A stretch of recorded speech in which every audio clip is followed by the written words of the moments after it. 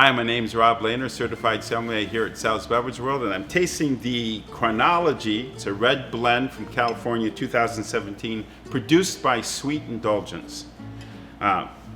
Beautiful bottle, heavy bottle.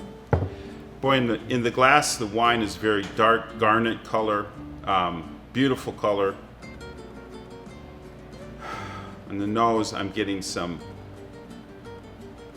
plum, some black currant, little cherry, of course, in there, but black cherry, very ripe black cherry. Touch of some kind of herb. I'm thinking thyme.